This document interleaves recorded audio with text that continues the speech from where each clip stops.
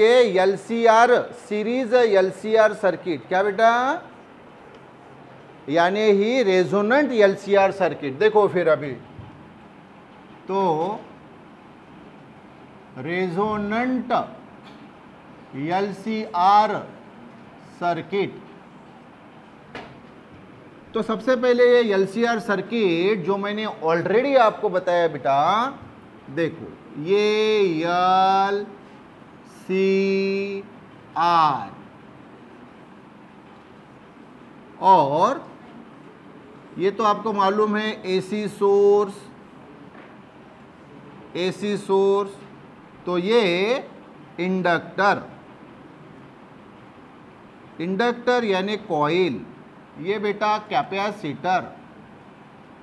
Capacitor यानी बेटा condenser, और ये बेटा रजिस्टर।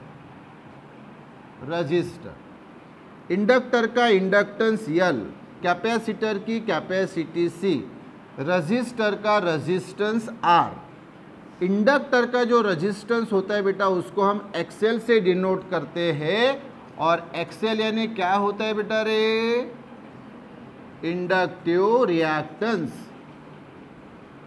इंडक्टिव रिएक्टेंस यानी ही इंडक्टर का रेजिस्टेंस। इसी प्रकार से कैपेसिटर का रेजिस्टेंस बेटा XC होता है, तो ये XC यानी कैपेसिटिव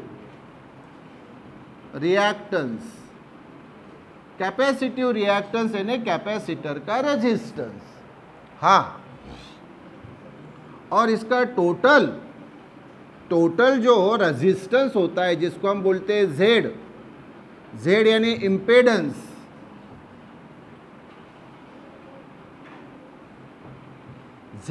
इम्पेडेंस, और Z का फार्मूला मैंने आपको बताया बेटा क्या होता है, √R² plus XL minus XC², अगर XL बड़ा है XC से तो। हाँ, तो Z का फार्मूला ये वाला बेटा, Z यानी √R² plus XL minus XC²। Yes, तो अभी ध्यान दो कि सर ये एलसीआर सर्किट हो गया, फिर ये रेजोनेंट का मतलब क्या होता है। रेजोनेंट का मतलब ये होता है बेटा इस एलसीआर सर्किट में कि ये इंडक्टर का रेजिस्टेंस XL और कैपेसिटर का रेजिस्टेंस XC ये इक्वल होता है बेटा। तो when XL equal to XC, जब ये XL इक्वल टू XC होता है देन ये एलसीआर सर्किट को बेटा बोला जाता है resonant LCR circuit. Then LCR circuit is called as LCR resonant circuit, यानी ही रेजोनेंट एलसीआर सर्किट। यस, तो जब XL और XC इक्वल होता है यानी इंडक्टर का रेजिस्टेंस और कैपेसिटर का रेजिस्टेंस, इंडक्टर का रेजिस्टेंस यानी अभी बताया बेटा ये XL इंडक्टिव रिएक्टेंस, कैपेसिटर का रेजिस्टेंस यानी ये बताया XC कैपेसिटिव रिएक्टेंस, ये जब सेम हो जाते हैं तो अभी हम फर्दर सामने बढ़ेंगे।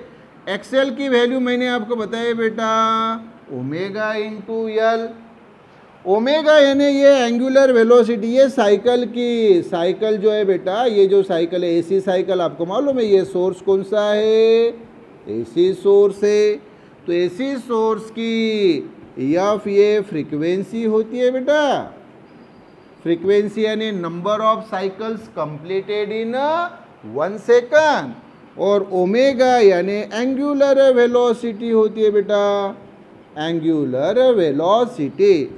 और ये ओमेगा कितना होता है ये तो मालूम है आपको, 2 पाई एफ, एफ यानी रे बाबू फ्रीक्वेंसी, एफ यानी बाबू फ्रीक्वेंसी, तो ओमेगा यानी 2 पाई एफ। क्लियर रे बाबू रे?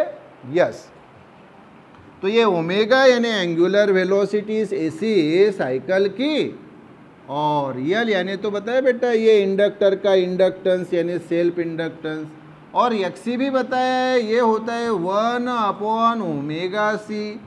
ओमेगा यानी फिर से वही एंगुलर वेलोसिटी एसी सोर्स की, और सी यानी इस कैपेसिटर की कैपेसिटी, ये कैपेसिटी।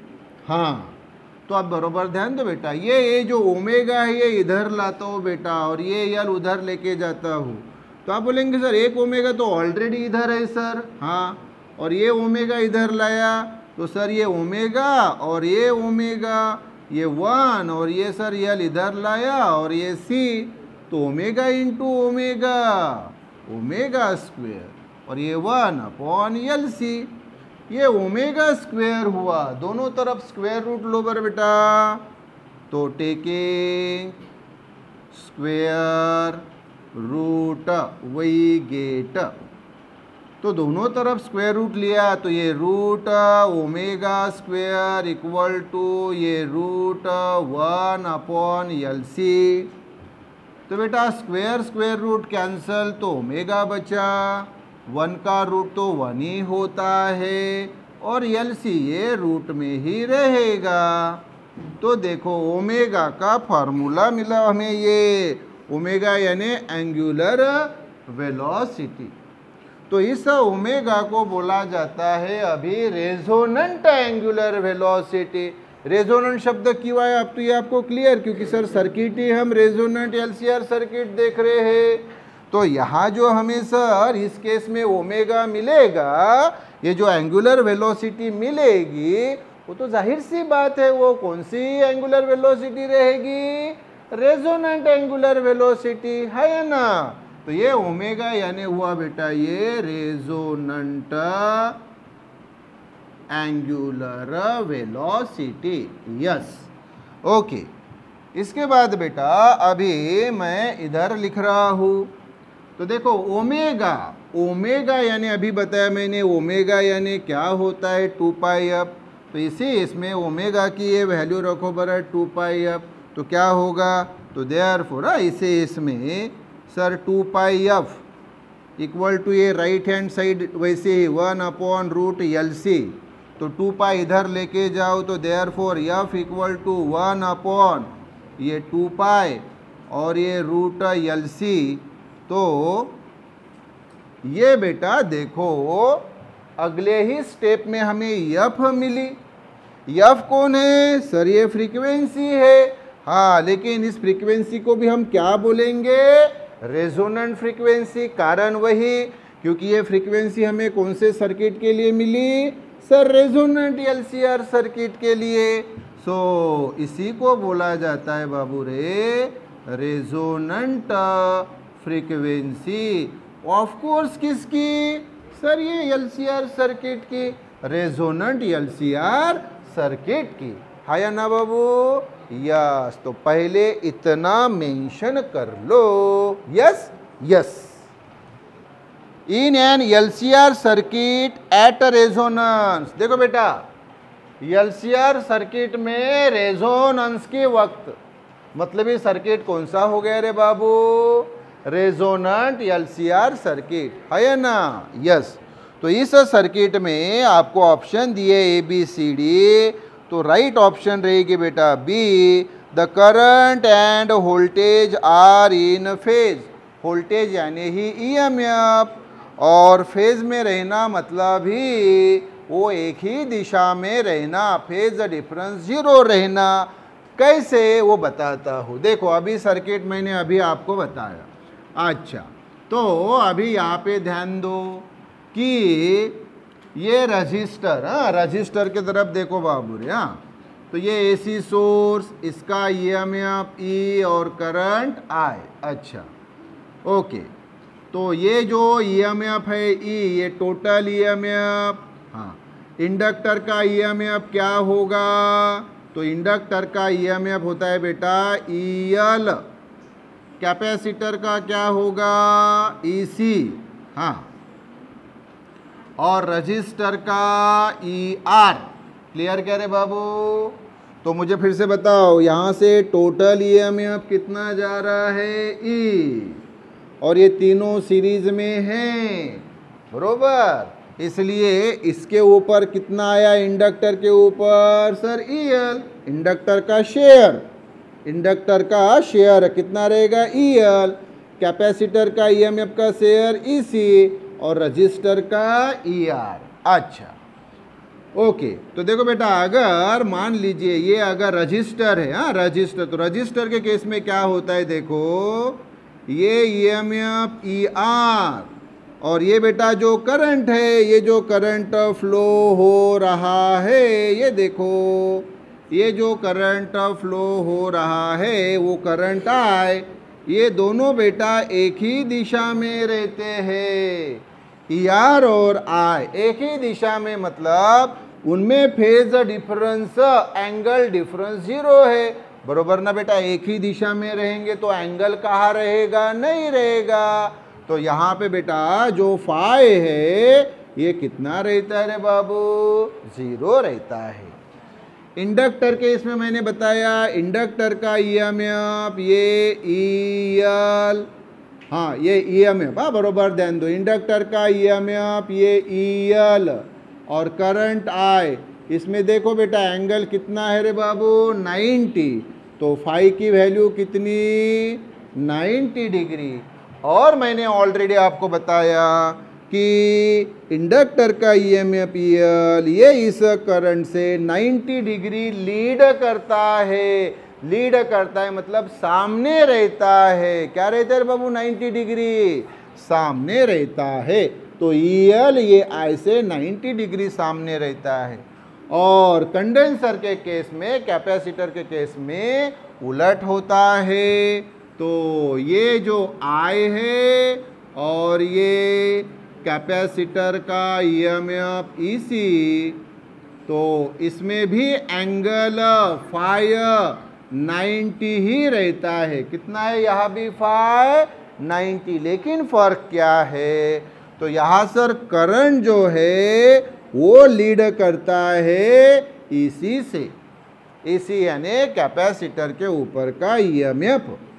तो पहले ये 1 2 3 केसेस ये पहले मैंने ऑलरेडी बताई, अभी फिर से क्लियर कर रहा हूँ, इसको अच्छी तरह से दिमाग में फिट करो। तो सर रजिस्टर के केस में रजिस्टर का EMF ER और पास होने वाला करंट ये दोनों सर सेम फेज में होते हैं, यानी इनमें फेज डिफरेंस 0, इसलिए सर फाई इक्वल टू 0।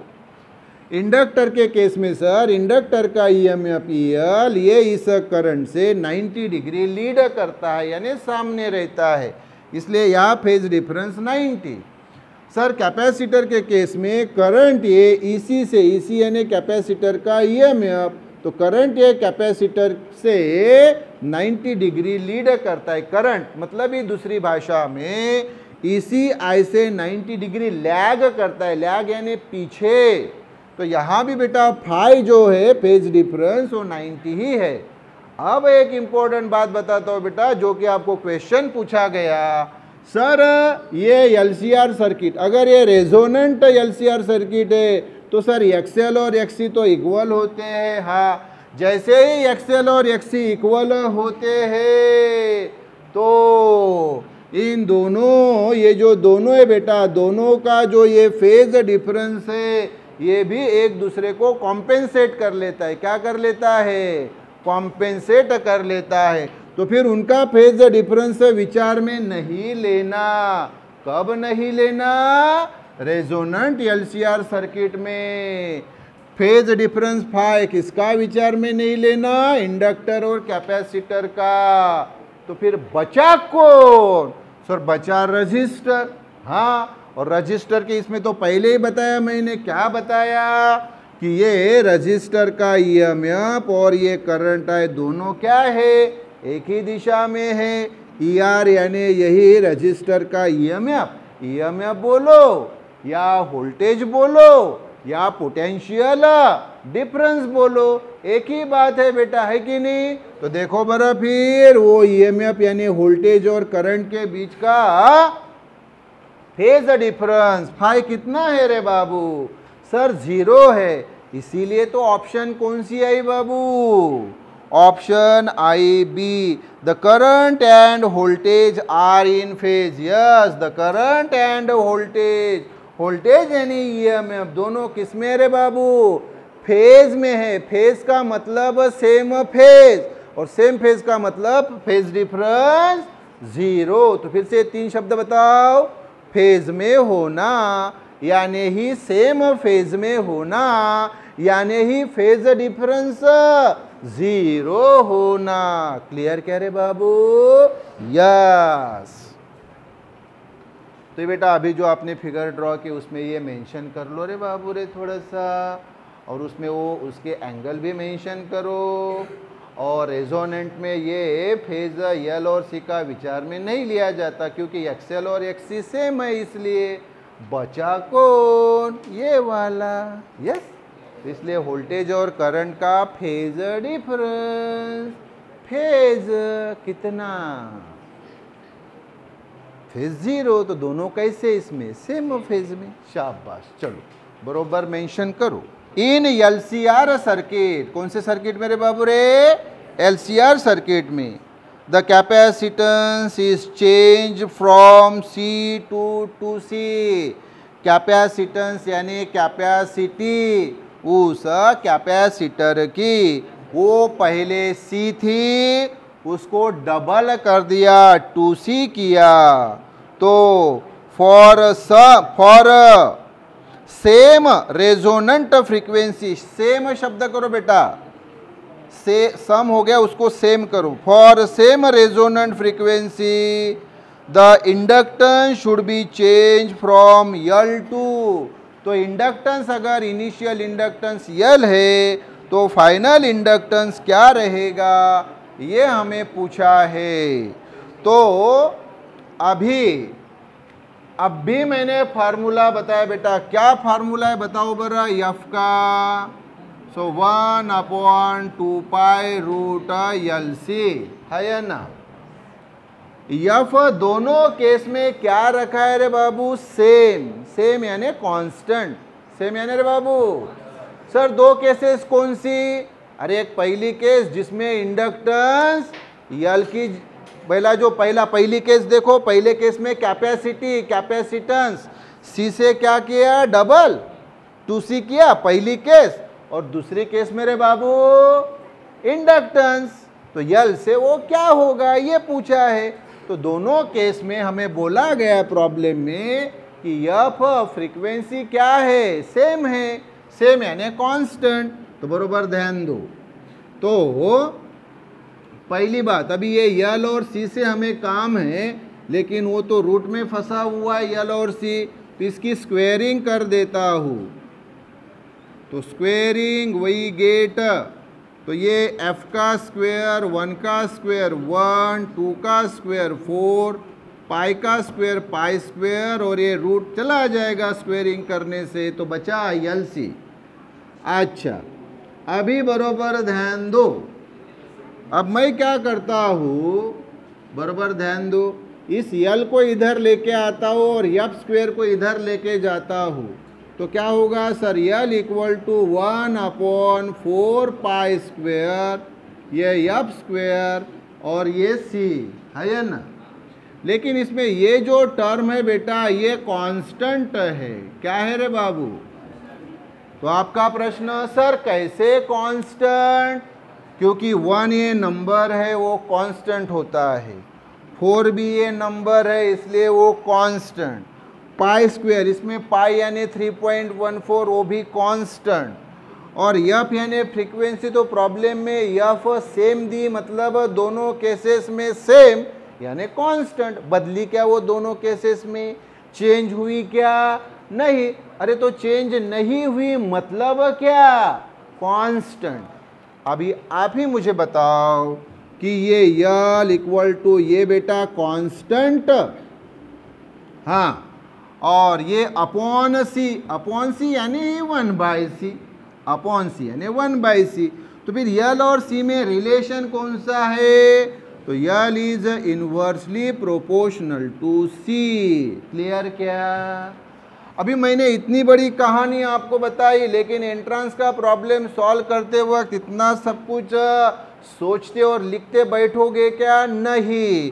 तो ये रिजल्ट पे बेटा आ जाओ, ये रिजल्ट दिमाग में फिट रखो कि भाई एलसीआर सर्किट में फ्रीक्वेंसी, रेजोनेंट फ्रीक्वेंसी का फॉर्मूला ये है, अगर ये फ्रीक्वेंसी कांस्टेंट रही तो फिर यल और सी में क्या रिलेशन रहता है? ये रिलेशन रहता है, इनवर्स रिलेशन रहता है। क्लियर है बाबू? यस।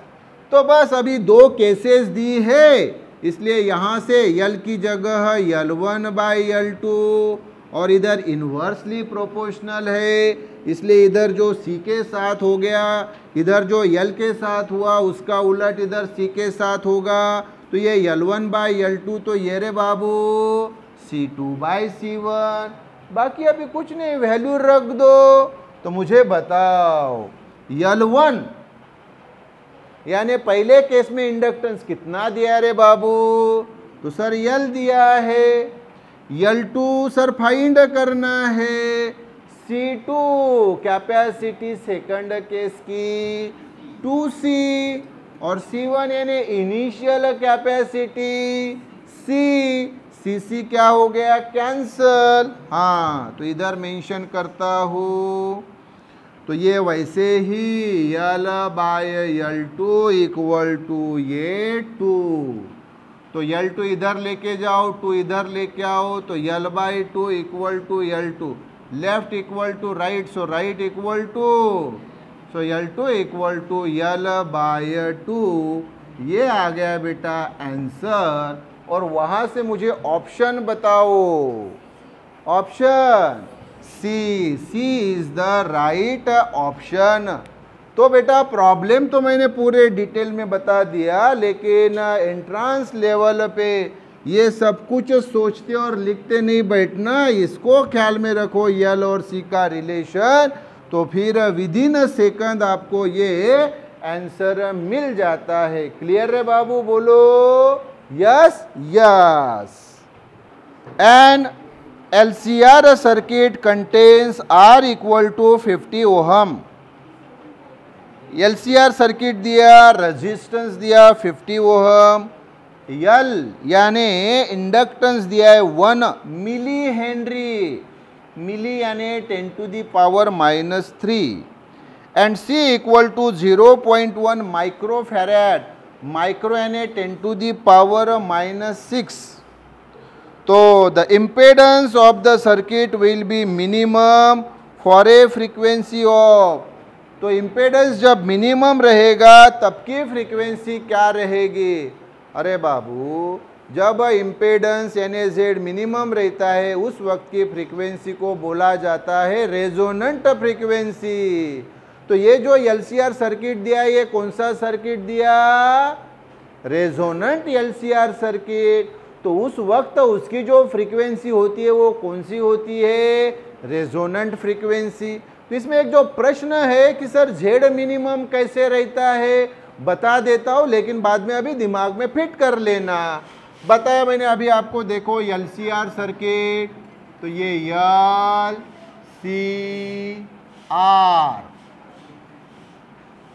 ये LCR सर्किट पूरी कहानी ऑलरेडी मैंने बताई है। Okay yes. तो सर इसमें Z का फार्मूला, इम्पेडेंस का फार्मूला क्या होता है? Sir √R² plus XL minus XC², है ना?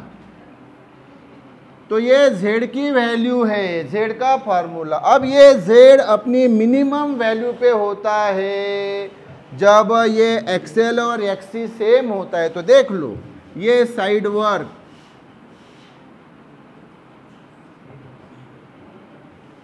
तो ऑलरेडी मैंने बताया in case of resonant LCR circuit XL equal to XC होता है ना रे बाबू? XL और XC क्या होता है? इक्वल। तो ये XC को इधर लाओ बरा, therefore XL minus XC equal to क्या रहेगा? 0। तो XL माइनस XC की वैल्यू 0 रखो बरा यहाँ, therefore Z equal to √R² plus ये 0², तो Z इक्वल टू सिर्फ R², तो स्क्वायर रूट कैंसल, तो Z की वैल्यू R। अरे बाबू, पहले Z की वैल्यू ये थी, जब ये टर्म आपने एक्सएल माइनस एक्सी स्क्वेयर ये 0 रखा तो z अपने सबसे मिनिमम वैल्यू पे आया, और z की सबसे मिनिमम वैल्यू क्या रहती है इसको दिमाग में फिट कर लो, और z की सबसे मिनिमम वैल्यू होती है ये रजिस्टर का रजिस्टेंस। तो z इक्वल टू r, तो यहाँ लिख रहा हूँ this is the minimum value of z। अच्छा, अभी इसका हमें प्रॉब्लम में कोई काम नहीं है, ये तो मैंने आपको ये समझाने के लिए बताया कि रेजोनेंट एलसीआर सर्किट में z अपनी मिनिमम वैल्यू पे होता है। हाँ, तो वह प्रॉब्लम में वही बोला, प्रॉब्लम में ये नहीं बोला था कि भाई ये जो सर्किट है वो रेजोनेंट एलसीआर सर्किट है, क्या ऐसा नहीं बोला, उन्होंने सिर्फ एलसीआर सर्किट बोला। तो आपने कैसे पहचान लिया कि ये एलसीआर सर्किट रेजोनेंट सर्किट है करके? क्योंकि वहां बोला कि z अपनी मिनिमम वैल्यू पे जब है तब, तो मिनिमम वैल्यू पे जब रहता है तो सर्किट कौन सा रे बाबू? एलसीआर सर्किट कौन सा? Resonant LCR circuit. तो फिर उस वक्त की फ्रीक्वेंसी कौन सी रहेगी? Sir resonant frequency. तो प्रॉब्लम अब भी शुरू हुआ, प्रॉब्लम अब भी शुरू हुआ। तो वो resonant frequency F equal to 1/2 pi root L C. तो ये जो कहानी बताई ये समझाने के लिए बताई कि रेजोनेंट एलसीआर सर्किट में z अपने मिनिमम वैल्यू पे होता है, और उसकी मिनिमम वैल्यू यानी ये रजिस्टर का रेजिस्टेंस। Yes sir. अच्छा, ये पार्ट हो गया। अच्छा, अभी साइड वर्क बता देता हूँ। साइड वर्क मतलब हमें जो वैल्यूज मेंशन की है, क्या मेंशन की है बताओ बरा? यल और सी की वैल्यू क्या दी है? तो आप बोलेंगे सर यल दिया है 1 milli henry. Yes, 1 milli henry, 1 milli henry. Milli यानी मालूम है 1 लिखने की जरूरत नहीं, मिली यानी 10⁻³ हेनरी। और सी कितना दिया है रे बाबू? तो सर सी दिया है हमें 0.1 माइक्रोफेरेड, 0.1 माइक्रोफेरेड इक्वल टू, बरोबर ध्यान दो, 0.1 को 0.1 पॉइंट को एक डिजिट सामने लिया तो 1 × 10⁻⁻1, और माइक्रो यानी 10⁻⁻6 फेरेड। वैसे ही ये 1 लिखने की ज़रूरत नहीं, 10⁻⁻1 -6 यानी -7, और ये फेरेड वैसे ही। देखो बाबू, यल की भी वैल्यू मिल गई और सी की भी वैल्यू मिल गई, ये इसमें रखो रे बाबू। और आंसर देखो, ये पाई के फॉर्म में होगा तो पाई की वैल्यू नहीं रखेंगे, और पाई के वैल्यू में पाई के रूप में रहा तो फिर पाई के इसमें रखेंगे ना। तो चेक कर लो वैल्यूज पाई के रूप में है क्या? तो हाँ, आंसर्स पाई के रूप में। तो पाई की वैल्यू रखना है क्या 3.14? नहीं रे बाबू। तो देखो फिर 1/2 पाई, वैसे ही यल की वैल्यू रे बाबू 10⁻⁻3, सी की वैल्यू रे बाबू 10⁻⁻7, तो 1/2 पाई रूट ये 10⁻⁻10 रे, -3 -7 यानी -10, तो 1/2 पाई, और 10⁻⁻10 को रूट के बाहर निकाला तो पावर 10 का आधा 5। क्लियर? तो अभी ऑप्शन देखो बेटा और मुझे बताओ। यस, तो ये 10⁻⁻5 अप लिया तो ये हो गया 10⁻+5, ये 2 पाई वैसे ही फ्रीक्वेंसी है तो हर्ट्ज, हर्ट्ज को ही बोला जाता है रे बाबू पर सेकंड या सेकंड इनवर्स, है ना रे बाबू रे। तो 10⁻5/2 पाई, तो वहाँ किस में दिया है रे बाबू? सेकंड इनवर्स में, है ना, सेकंड इनवर्स। तो ये आ गया बेटा आंसर, ये हो गया आंसर। ऑप्शन बताओ बरा। Option A is the right option. और ये ऑलरेडी मैंने आपको नोट के स्वरूप में बताया, HZ यानी ही हर्ट्ज, साइंटिस्ट का नाम। हर्ट्ज यानी फ्रीक्वेंसी का यूनिट है, इसी को बोला जाता है सेकंड इनवर्स या 1/सेकंड या पर सेकंड या ऐसा पर सेकंड। तो ये जो सारे टर्म्स लिखे बेटा 1 2 3 4 5 6, इन सब का मतलब जो है ना बाबू रे वो एक ही है। तो इसको भी दिमाग में फिट रखो। ये सारे के सारे यूनिट्स ये फ्रीक्वेंसी के है। किसके रे बाबू रे? फ्रीक्वेंसी के। क्लियर क्या? यस।